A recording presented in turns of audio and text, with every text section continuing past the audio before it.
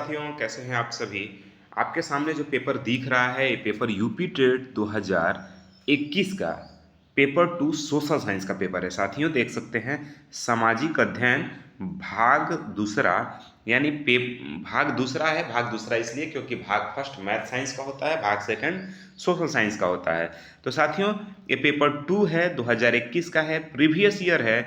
आप इसमें देखेंगे किस तरह के महत्वपूर्ण प्रश्न पूछे गए हैं, और इसी तरह के प्रश्न आप हमारे प्रीवियस वीडियो में देख सकते हैं कि हमने इसी तरह के प्रश्न आपको कराए भी हैं। बाकी इसी तरह के वीडियो हम लोग हर रोज ला रहे हैं आपके लिए, जो महत्वपूर्ण हो सकते हैं, जो पिछली बार पूछे गए हैं, आगे पूछे जाने की संभावना है, उन तमाम प्रश्नों को और उनके साथ पूरा विस्तृत व्याख्या कर रहे हैं हम लोग। पूरा उसका पोस्टमार्टम समझिए कर दे रहे हैं, ताकि उसके आसपास कोई प्रश्न हो तो छूटे ना।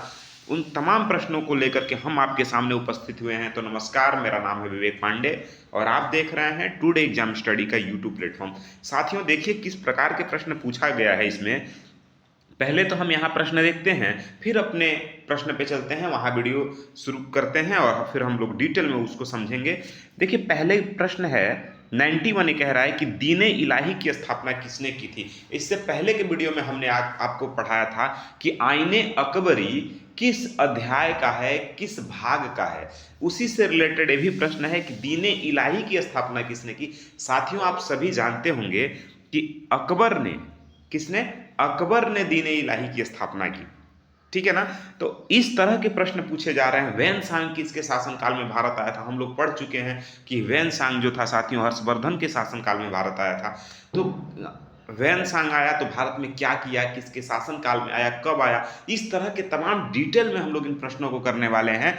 तो देखिए आइए हम लोग शुरू करते हैं। जो हमारा आज का क्लास है, मैंने आपको प्रीवियस ईयर इसलिए दिखाया साथियों कि जो हम लोग वीडियो कर रहे हैं पढ़ना कितना जरूरी है, क्योंकि वही सारे प्रश्न एग्जाम में पूछे जा रहे हैं। आइए देखते हैं हम। देखिए पहला प्रश्न है आज का आपका कि सिल्वर रिवॉल्यूशन यानी रजत क्रांति का संबंध किसके उत्पादन से है। साथियों आपने पढ़ा होगा श्वेत क्रांति, हरित क्रांति, येलो क्रांति यानी पीली क्रांति। तो अब आपको बताना है जो सिल्वर रेवोल्यूशन है यानी जो रजत क्रांति है उसका संबंध किससे है। क्या वह कपास से है, या अंडा और मुर्गियों से है, या फिर चांदी से है, या फिर दूध उत्पादन से है। साथियों रजत क्रांति यानी सिल्वर रेवोल्यूशन का संबंध किस उत्पादन से है। तो देखिए मेरे भाई, बहुत आसान और बहुत बेहतरीन प्रश्न है आपके लिए। इस ऐसे प्रश्न एग्जाम में पूछे जा रहे हैं, ट्रेंडिंग हो गए हैं। तो साथियों इसका सही विकल्प होगा ऑप्शन नंबर बी होगा, जो आप सोच भी नहीं सकते हैं वो प्रश्न का उत्तर है। साथियों अंडा और मुर्गियों से इसका संबंध है। देखिए रजत क्रांति की अगर हम बात करें साथियों तो इसको बहुत आराम से समझिए। भारत में अंडा उत्पादन और मुर्गियों के उत्पादन को बढ़ाने के लिए रजत क्रांति की शुरुआत की गई थी। ध्यान रखें साथियों, भारत में इसको बढ़ावा देने के लिए भारत के उस समय के तत्कालीन प्रधानमंत्री इंदिरा गांधी का यह महत्वपूर्ण योगदान इसमें माना जाता है। यानी भारत में इसे बढ़ावा देने में पूर्व प्रधानमंत्री इंदिरा गांधी का महत्वपूर्ण योगदान है। किसे, रजत क्रांति को। साथियों आइए कुछ महत्वपूर्ण क्रांतियां हैं उनको भी हम समझते हैं जिन्हें एग्जाम में पूछा जाता है एक्स्ट्रा फैक्ट के माध्यम से। तो साथियों आप सभी जानते हैं श्वेत क्रांति जिसका संबंध दुग्ध उत्पादन से है, और इस क्रांति के जनक कौन है साथियों, यानी श्वेत क्रांति के जनक कौन है। तो डॉक्टर वर्गीस कुरियन। ध्यान रखेंगे नाम बहुत इंपॉर्टेंट है, वेरी वेरी इंपॉर्टेंट है साथियों, वर्गीस कुरियन। देखिए मैं कोई कोर्स आपसे नहीं बेच रहा हूं, मैं कभी भी आपको ये कहता हुआ नहीं मिलूंगा कि साथियों 200 का कोर्स खरीदिए, 2000 का खरीदिए, अभी खरीदिए, कल पास कर देंगे, यूपी टेट पास करा देंगे। इस तरह का कोई भी कोर्स मैं आपको बेचता हुआ नहीं मिलूंगा साथियों। ऑलरेडी मैं जॉब करता हूं, मुझे उतना सैलरी मिल जाता है जितना मेरा काम चल सके। मैं बस वो कर रहा हूं जो मैं अभी तक करते आया हूं, फ्री में पढ़ते आया हूं, कहीं यूट्यूब से कहीं से फ्री में पढ़ के आया हूं। तो मैं आपको भी वही कर रहा हूँ, फ्री में कोशिश कर रहा हूँ कि पढ़ाऊँ आपको और आपको बेहतरीन क्वालिटी में दूँ। ऐसा ना कोर्स बेचने के नाम पे कुछ भी आपको पकड़ा दूँ। कई बार मैं कमेंट में देखता हूँ, कई बार साथी मुझसे कहते हुए मिलते हैं कि सर फला का कोर्स मैंने खरीदा, इनका कोर्स, इस एकेडमी का कोर्स मैंने खरीद लिया और वहाँ से कोई प्रश्न नहीं आया। तो इस तरह की कोई बात नहीं होगी साथियों, फ्री में आप पढ़ रहे हैं। मैं पूरी कोशिश कर रहा हूँ ईमानदारी से कि आपको बेहतरीन कंटेंट दूँ। कोई बेचने वाला काम नहीं हो रहा है। अगर आपको ये पसंद यहाँ नहीं आ रहा है तो निश्चित रूप से आप स्वतंत्र हैं यहाँ से कहीं और जाने के लिए, किसी भी एकेडमी पे कहीं भी पैसा खर्चिए, कहीं कुछ करिए। लेकिन अगर फ्री में पढ़ना है, बेस्ट क्वालिटी पढ़ना है, तो आप यहाँ सब्सक्राइब करें चैनल को।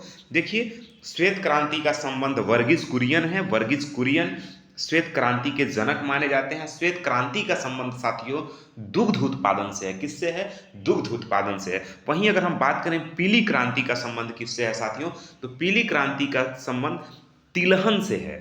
जो भी तिलहन फसलें हैं, सरसों, तिल, जो भी तिलहन फसलें हैं, राई, तोरी, जितने हैं, इन सभी का संबंध है किससे? पीली क्रांति से। वहीं अगर हम बात करें साथियों नीली क्रांति से किसका संबंध है, तो आप सभी जानते हैं साथियों नीली क्रांति जो है वो मत्स्य उत्पादन से संबंधित है, मछली उत्पादन से संबंधित एक क्रांति है नीली क्रांति। अच्छा, अब कमेंट करके अगर आप पढ़ रहे हैं ईमानदारी से तो साथियों ये बताइए मछली उत्पादन को क्या कहते हैं? मछली उत्पादन को क्या कहते हैं? ठीक है, और साथ में कमेंट ये भी करना है कि सेरी उत्पादन, सेरीकल्चर का संबंध किससे है। आपको ये बताना है कमेंट करके कि मछली उत्पादन को क्या कहते हैं, और आपको ये बताना है सेरीकल्चर का संबंध किससे है। कमेंट करिए और बताइए। देखिए साथियों, कमेंट करने को मैं इसलिए आपको बोलता हूँ, आपके कमेंट करने से मुझे कोई फ़ायदा नहीं होता है। ऐसा नहीं कि मुझे बहुत फ़ायदा हो रहा है आप कमेंट कर रहे हैं। आपके कमेंट से थोड़ी खुशी मिलती है कि आप जागरूक हैं पढ़ने के लिए, आप वाकई में पढ़ रहे हैं, मोबाइल आपके सामने है, आप मेरी बातों को सुन रहे हैं, पढ़ रहे हैं, फिर आप रिप्लाई दे रहे हैं, कमेंट दे रहे हैं। इसका मतलब आप जागरूक हैं, आप एक्टिव हैं। तो आपकी उपस्थिति का पता चलता है कि आप हैं, जिंदा हैं आप लोग। भाई मेरे, पढ़ते रहना है। मजाक अपने जगह है। आप एकदम जिंदा का मतलब है कि इंसान दिल से जिंदा रहे, दिमाग से जिंदा रहे। आप दिल दिमाग से जिंदा रहिए। चलिए, गुलाबी क्रांति का संबंध किससे है साथियों, तो झींगा मछली या प्याज के उत्पादन से गुलाबी क्रांति का संबंध है, खासकर प्याज और झींगा के उत्पादन से। ठीक है ना। चलिए, तो ये रहे आपके वो महत्वपूर्ण फैक्ट जिनको जानना जरूरी है। आप नोटबुक अगर रखे हो तो साथ साथ वहाँ नोट करते चलें, आप लिखते चलें साथियों। ठीक है ना। अगले प्रश्न की तरफ अगर हम बढ़ें तो अगला प्रश्न आपके सामने है, संविधान के किस अनुच्छेद के तहत छुआछूत यानी अस्पृश्यता को समाप्त किया गया? बताइए, संविधान के किस अनुच्छेद के तहत साथियों अस्पृश्यता यानी छुआछूत को समाप्त किया गया? बताइए, क्या वह अनुच्छेद 14 है, क्या वह अनुच्छेद 15 है, अनुच्छेद 17 है, या फिर अनुच्छेद 18 है? एग्जाम में पूछा भी गया है। आप प्रीवियस ईयर 2021 का क्वेश्चन पेपर उठा के देखेंगे, उसमें पूछा गया है। आगे भी पूछे जाने की इस तरह के प्रश्नों की संभावना है, तो हम उसको कर रहे हैं। देखिए साथियों, इसका सही विकल्प ऑप्शन नंबर सी होगा, यानी अनुच्छेद 17 का संबंध अस्पृश्यता यानी छुआछूत से है। मतलब आपने अपने गांव देहात में अगर आप रहे होंगे तो आपने देखा होगा कि किसी को छूना अस्पृश्यता माना जाता था, किसी को छूने नहीं दिया जाता था, निचली निचली जाति कह के संबोधित किया जाता था, उन्हें अपने शरीर को टच नहीं करने दिया जाता था। ये क्या है? छुआछूत का भेदभाव है साथियों। और इसको समाप्त करने के लिए हमारे आर्टिकल 17 में इसका जिक्र किया गया है। और आर्टिकल 17, इस पर एक मूवी भी शायद बनी है, अगर आपने देखा होगा, आयुष्मान खुराना की है, शायद आपने देखा होगा, तो बहुत अच्छी मूवी है, देखिएगा जरूर। ठीक है ना।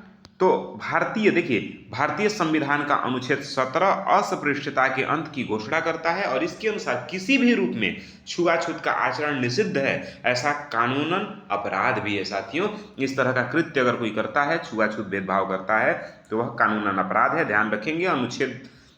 इसी तरह के कुछ और अनुच्छेद हैं जो जानने जरूरी हैं। अनुच्छेद 14 ये कहता है, आर्टिकल 14 कहता है कि कानून के समक्ष समानता। आर्टिकल 15 कहता है साथियों कि धर्म, मूलवंश, जाति, लिंग या जन्मस्थान के आधार पर भेदभाव का निषेध। मतलब कोई भी व्यक्ति, किसी भी व्यक्ति के साथ भेदभाव इसलिए नहीं हो सकता क्योंकि वो धर्म उसका अलग है, मूल वंश उसका अलग है, उसकी जाति अलग है, उसका जेंडर, लिंग अलग है साथियों। इस तरह के भेदभाव, उसका जन्म स्थान कहीं और है, इस तरह के वजह से, इन कारणों से किसी के साथ भेदभाव नहीं हो सकता। ये हमारा आर्टिकल 15 कहता है। अब आप सवाल करेंगे तो फिर भाई डोमिसाइल क्यों है? ये तो जन्म के स्थान पे भेदभाव है ना। फिर आरक्षण, जातिगत आरक्षण क्यों है? क्योंकि ये तो जाति के आधार पे है। तो देखिए, कहीं कहीं आर्टिकल 15, ठीक है ना, आर्टिकल 15 जो है कहीं कहीं इसको कुछ शर्तों के साथ छूट भी दी गई है। वो डिटेल की बातें हैं, आगे पढ़ने की बातें, तत्काल आप ये जानिए। धर्म, मूल, वंश, जाति, लिंग या जन्म स्थान के आधार पर अगर भेदभाव हो रहा है तो ये आर्टिकल 15 का उल्लंघन हो रहा है। साथियों, आर्टिकल 18 क्या कहता है कि टाइटल को अंत करना, यानी जो उपाधियां हैं जैसे राय, बहादुर, सर, इस तरह की जो उपाधियां हैं उनको समाप्त कर देना। जैसे पुराने समय में साथियों जो राजा, जो राज्य होते थे, जो क्षेत्र होते थे, जहां किसी न किसी राजा का, शासक का दबदबा होता था, बहादुर शाह कहना पड़ता था, सर कहना पड़ता था, राय साहब कहना पड़ता था, इस तरह के संबोधन को करना पड़ता था। तो इन उपाधियों का अंत किया गया है, आर्टिकल 18 ये कहता है। चलिए साथियों, अगले प्रश्न की तरफ बढ़ते हैं। अगला प्रश्न आपसे कह रहा है, बहुत बेहतरीन और बहुत खूबसूरत प्रश्न है कि सुंदरवन डेल्टा का निर्माण करने वाली प्रमुख नदियां कौन सी है? बताइए साथियों, क्या वह गंगा और ब्रह्मपुत्र है, गंगा और झेलम है, सिंधु और झेलम है, कृष्णा और कावेरी है? साथियों, अगर आपने थोड़ा सा ईमानदारी से पढ़ा होगा, थोड़ा सा अगर आपने ध्यान दिया होगा, तो आप जानते हैं भारत का मैप कुछ इस तरह का है। ठीक है, यहाँ थोड़ा सा दिक्कत हो रहा है बनाने में साथियों। भारत का मैप मान के चलिए कुछ इस तरह का है, और आप सभी जानते हैं सुंदरवन डेल्टा कहाँ है? तो कोलकाता के आसपास कहीं है ना, कोलकाता के आसपास कहीं है। अब आगे मैं डिटेल में बताऊंगा वो कहाँ है, लेकिन आप अगर यहाँ इस बात को यहाँ तक पहुँच गए कि हाँ कोलकाता के आसपास है, तो साथियों तब आप ये समझ जाएंगे कि झेलम नदी तो उधर नहीं है। झेलम कहाँ है बताइए, झेलम कहाँ है? अरे भाई, सिंध प्रांत के किनारे है, कश्मीर के आसपास है। ठीक है, समझ में आ रहा है? तो ए ऑप्शन नहीं, गलत हो जाएगा। फिर सिंधु झेलम, ए भी नहीं है। ए भी कहाँ है? आपके जम्मू कश्मीर साइड है, तो ए भी गलत हो जाएगा। और जम्मू कश्मीर और कलकत्ता दोनों में बहुत अंतर है, डिफरेंस काफी दूरी है। फिर कृष्णा और कावेरी दक्षिण भारत की नदियां हैं, तो ये भी बचा एक, गंगा और ब्रह्मपुत्र राइट आंसर है। तो आप क्वेश्चन को पढ़िए और आंसर को एलिमिनेट करना भी सीखिए कि ये नहीं हो सकता, ये नहीं हो सकता, ये भी नहीं हो सकता। अब जो बचा उसके साथ खेलिए। बात समझ में आ रहा है? गंगा और ब्रह्मपुत्र राइट आंसर हो जाएगा साथियों। देखिए, गंगा और ब्रह्मपुत्र नदी बंगाल की खाड़ी में गिरने से पहले, देखिए गंगा और ब्रह्मपुत्र नदी आप सभी जानते हैं कि चीन से होकर के, अब आप ब्रह्मपुत्र का उद्गम स्थल बताइए कमेंट करके कि कहां से ब्रह्मपुत्र आती है। और गंगा नदी गोमुख से चलती है, आप सभी जानते हैं। गंगा और ब्रह्मपुत्र नदी जब बंगाल की खाड़ी में गिरती हैं साथियों, तो उससे पहले यह एक डेल्टा का निर्माण करती हैं। डेल्टा क्या होता है? तो डेल्टा ये होता है जब दो नदियां आती हैं और दो नदियों के बीच में एक स्थल का निर्माण होता है, तो उसे डेल्टा कहते हैं साथियों। तो एक तरफ से ध्यान से समझिए, एक तरफ से ब्रह्मपुत्र आ रही है, एक तरफ से गंगा आ रही है, और इसके बीच में एक स्थल का निर्माण हो रहा है, उसी का नाम है डेल्टा साथियों। और विश्व की सबसे बड़ी नदी डेल्टा, कौन सी डेल्टा? नदी डेल्टा का निर्माण हो रहा है साथियों, और उसी का नाम है सुंदरवन डेल्टा। ध्यान रखेंगे, बंगाल की खाड़ी में गिरने से पहले आपके गंगा और ब्रह्मपुत्र, चूंकि गंगा भी नदी है, ब्रह्मपुत्र भी नदी है, इन दोनों नदियां मिलकर के विश्व की सबसे बड़ी नदी डेल्टा का निर्माण करती है साथियों, जिसका नाम होता है सुंदरवन डेल्टा। बात समझ में आ रहा है? ये सुंदरवन डेल्टा है जो विश्व की सबसे बड़ी नदी डेल्टा है। देखिए साथियों, इसका नाम सुंदरवन इसलिए पड़ा क्योंकि यहाँ सुंदरी नामक वृक्ष बहुत अधिक मात्रा में पाए जाते हैं। यहाँ पे सुंदरी वृक्ष बहुत अधिक मात्रा में पाए जाते हैं। यहीं पे साथियों, इसी वन में, यहीं पे सुंदरवन डेल्टा में ही रॉयल बंगाल टाइगर इनका प्राकृतिक निवास स्थान है। बंगाल टाइगर जो हैं यहीं पाए जाते हैं साथियों। ध्यान रखिएगा, ब्रह्मपुत्र नदी को तिब्बत में साथियों, चूंकि अभी आपने जाना कि ये कहाँ से, चाइना से निकलते हुए आती है, तो साथियों ब्रह्मपुत्र नदी को तिब्बत में सांगपो के नाम से जानते हैं। किस नाम से जानते हो? सांगपो के नाम से तिब्बत में इसे जानते हैं। और जैसे ही ये नदी बांग्लादेश में प्रवेश करती है, चूंकि सुंदरवन डेल्टा कहाँ है साथियों? बांग्लादेश में है, उसके बाद ये बंगाल की खाड़ी में चली जाती है नदी। तो जैसे ही ये बांग्लादेश में प्रवेश करती है साथियों, वहां इसे जमुना के नाम से जानते हैं। किसके नाम से साथियों? जमुना के नाम से जानते हैं। ध्यान रखिए, तिब्बत से निकलती है सांगपो। सुंदरवन डेल्टा साथियों ध्यान रखिएगा अपना पश्चिम बंगाल और बांग्लादेश के कुछ हिस्सों तक फैला हुआ है। ठीक है ना, बात समझ में आ रहा है साथियों। देखिए ये आपके बांग्लादेश और भारत के पश्चिम बंगाल के कुछ हिस्सों में है। कौन सा? सुंदरबन डेल्टा। अच्छा, यहाँ मैंग्रोव वन बहुत ज़्यादा पाए जाते हैं साथियों। मैंग्रोव वन यहाँ पे बहुत अधिक मात्रा में पाए जाते हैं। यहीं रॉयल बंगाल टाइगर का प्राकृतिक निवास है। रॉयल बंगाल टाइगर पाए जाते हैं। ब्रह्मपुत्रा नदी तिब्बत में जिसे सांगपो के नाम से जानते हैं, लेकिन जैसे ही वो बांग्लादेश में प्रवेश करती है तो बांग्लादेश में लोग इसे कहते हैं जमुना। क्या कहते हैं? जमुना। ठीक है ना, तो एक कुछ महत्वपूर्ण फैक्ट हैं आपके। अगले प्रश्न की तरफ बढ़ते हैं। अगला प्रश्न आपके सामने है साथियों। प्रश्न कह रहा है कि प्रसिद्ध कोणार्क का सूर्य मंदिर किस राज्य में स्थित है? क्या वह आंध्र प्रदेश है, उड़ीसा है, मध्य प्रदेश है या फिर तमिलनाडु है? बताइए साथियों, कोणार्क का सूर्य मंदिर कहाँ स्थित है? तो साथियों सही विकल्प है ऑप्शन नंबर बी, कोणार्क का सूर्य मंदिर उड़ीसा में स्थित है। ये ध्यान रखेंगे। देखिए साथियों, अगर बात करें उड़ीसा की, तो देखिए उड़ीसा के पुरी जिले में स्थित इस मंदिर का निर्माण 13वीं शताब्दी में कब हुआ है साथियों?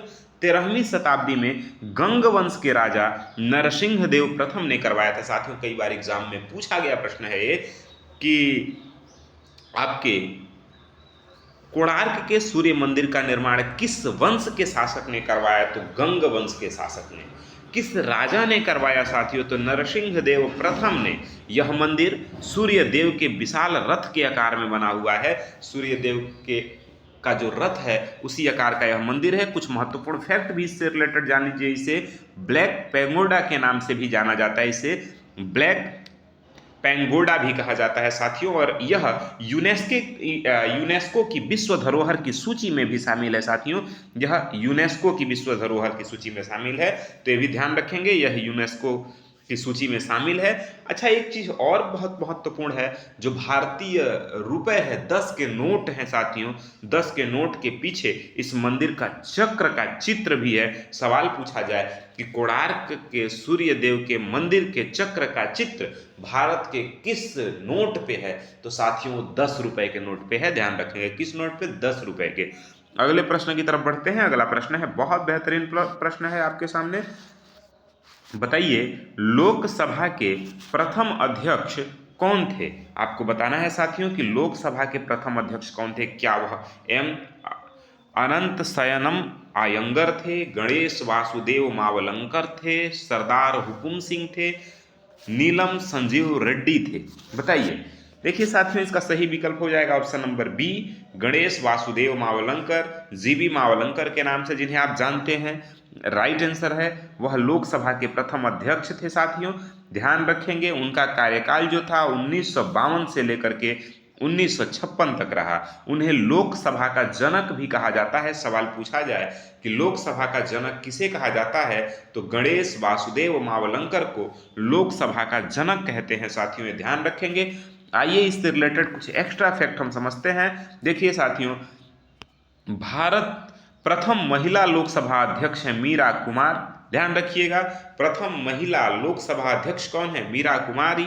मीरा कुमार नाम है, लेकिन आप इससे डिस्टर्ब मत होइएगा कि कोई लड़का है। मीरा कुमार एक महिला है, लोकसभा की प्रथम महिला अध्यक्ष हैं।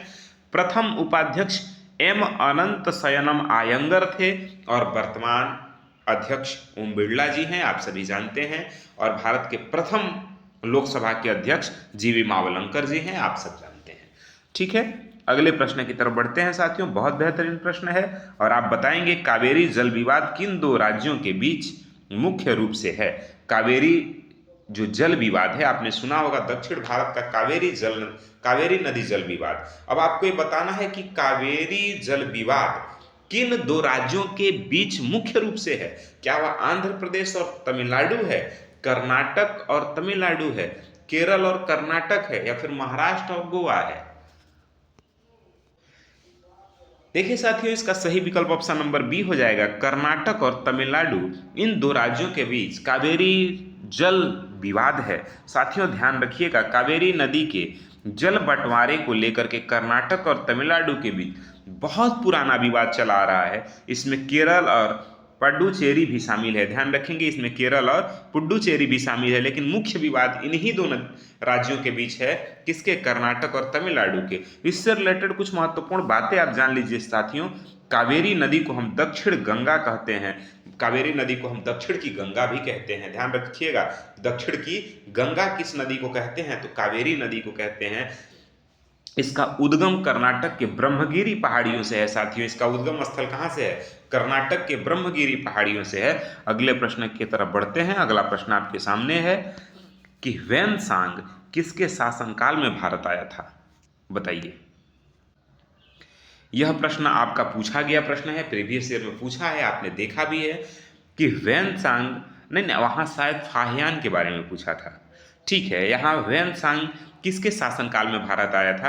क्या चंद्रगुप्त द्वितीय, हर्षवर्धन, कनिष्क और अशोक के शासनकाल में? साथियों सही विकल्प ऑप्शन नंबर बी है, हर्षवर्धन के शासनकाल में ह्वेनसांग भारत आया था। साथियों ध्यान रखेंगे, देखिए चीनी यात्री था ह्वेनसांग, जो सम्राट हर्षवर्धन के शासनकाल में भारत आया था। उसने लगभग 15 वर्ष भारत में बिताए और नालंदा विश्वविद्यालय में बौद्ध धर्म की शिक्षा ग्रहण की थी। साथियों ह्वेनसांग 15 वर्ष तक लगभग भारत में रहा, हर्षवर्धन के शासनकाल में आया था और नालंदा विश्वविद्यालय में बौद्ध धर्म की शिक्षा भी ग्रहण की थी।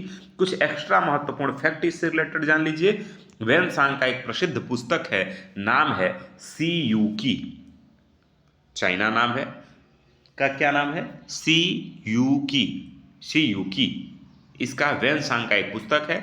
ध्यान रखिएगा, फाहियान भी भारत आया था और वह किसके शासनकाल में आया था? तो वह चंद्रगुप्त द्वितीय के शासनकाल में आया था। साथियों अब अगर देखिए ह्वेनसांग के बारे में पूछा होगा तो फाहियान के बारे में हो सकता है पूछ दे ना, तो आपको याद रखना है फाहियान किसके शासनकाल में भारत आया था? तो चंद्रगुप्त द्वितीय के शासनकाल में भारत आया था। तो महत्वपूर्ण बातें हैं, आप ध्यान रखेंगे। अगला प्रश्न है, नर्मदा बचाओ आंदोलन का नेतृत्व किसने किया?